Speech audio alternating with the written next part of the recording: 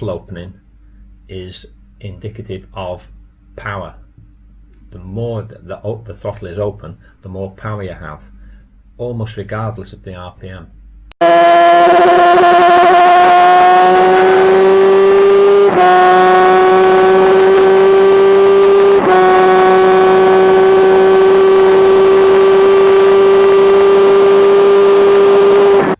What this is a snapshot of what I'm trying to get people to think about is everybody wants to do a good lap time around the track. That equates to being fast.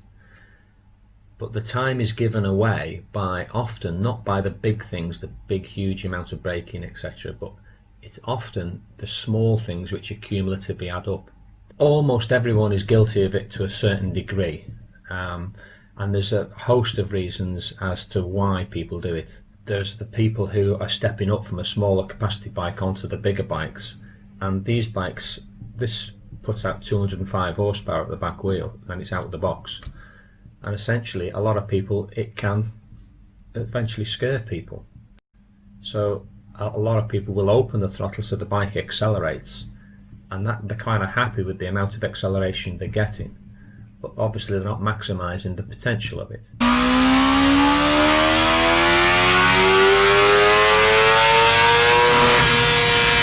Okay, we're here in the dyno room with the BMW. We're going to be doing 3 runs, and essentially all 3 runs start at the same time, 4,000 RPM.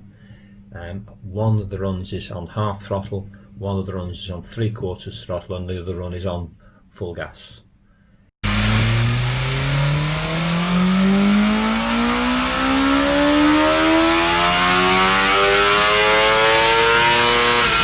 And essentially the videos will end at different times, and the time differences is the difference that you're going to lose. Imagine you're out on track.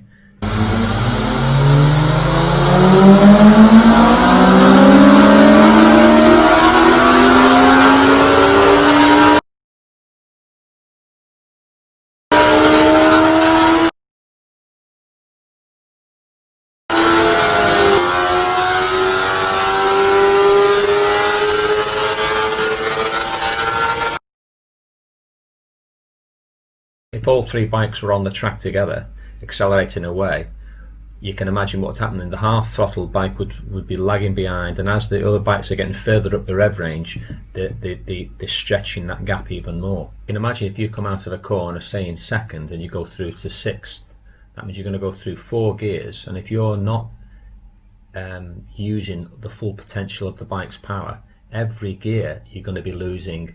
You might not be losing 1.5 seconds, but you're going to be losing a percentage all the time. Now that's every acceleration that you're going to go through.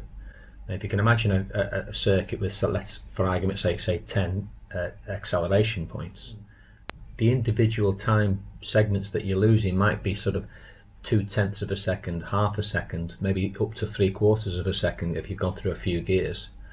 But you times that by how many times that you're doing it, and all of a sudden that massive lump of time that you've effectively lost, or you're chasing on a timesheet or whatever, all of a sudden starts to become clear. When you see it on a timesheet, it looks like an insurmountable gulf of time. You know, how the hell, because you're potentially riding as fast as you can, and then these other guys are so much faster, and when you're out on track it doesn't seem to relate, because they seem to just kind of creep away from you.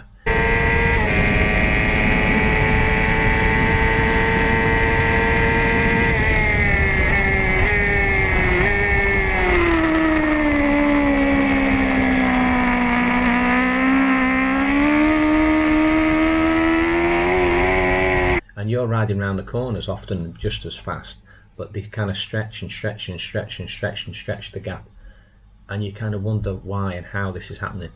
And it can be something as simple as not using full throttle.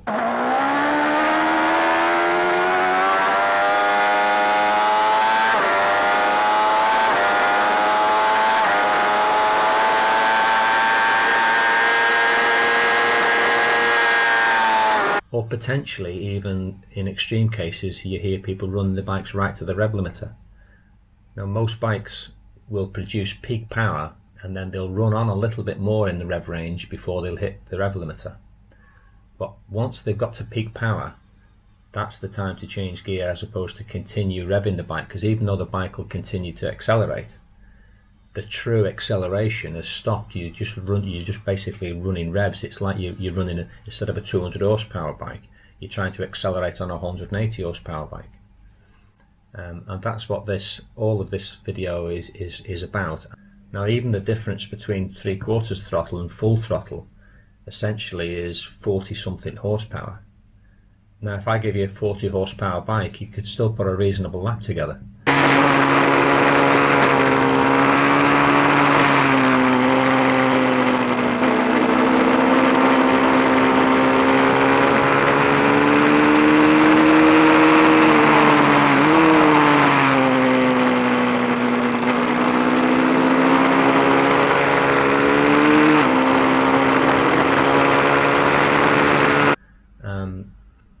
Revs is part of power, but you need full throttle to give it essentially full power.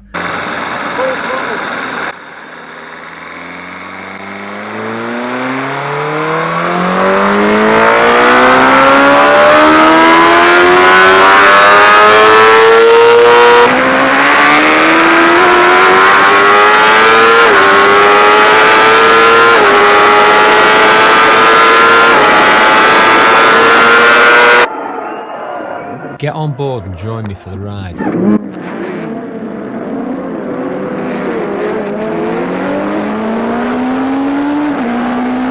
Corner entry. Talk to me.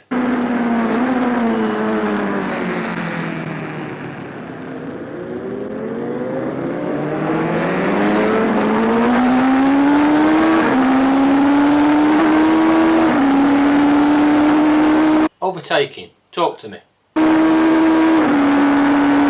From £8.50 a month, you can get access to all my exclusive riding technique videos. That's less than a pint a week. But if you like what I do, you can subscribe on higher tiers for greater rewards. Cheers!